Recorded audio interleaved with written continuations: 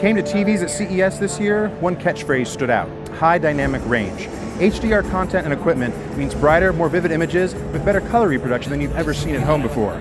4K UHD might be cool, but with HDR it's stunning. And Panasonic, LG, Samsung, and Sony all highlighted it during the week.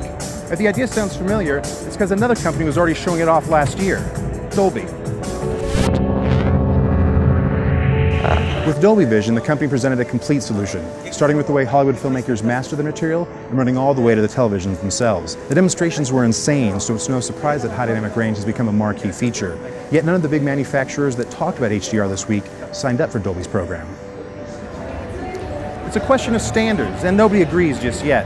Dolby is interested in a system that will work for today's TVs and the brighter, more colorful ones that will come in the years ahead. Other HDR specs are focused more on what's available today, and customers could conceivably find themselves dealing with a changed spec in just a few years. With so many competing interests, it's no wonder that Dolby and other companies felt the need to announce the UHD Alliance to straighten things out. But they're not meeting for a couple of months, and meanwhile 4K TVs are already on sale. The whole thing makes Blu-ray versus HD DVD sound like a well-thought-out strategic plan. But there is a solution: follow the company that's playing the long game. Dolby doesn't sell products at your local Best Buy. Last year, 90% of its revenue came from licensing. The only way it wins is by creating a comprehensive ecosystem that works for customers, filmmakers, and manufacturers.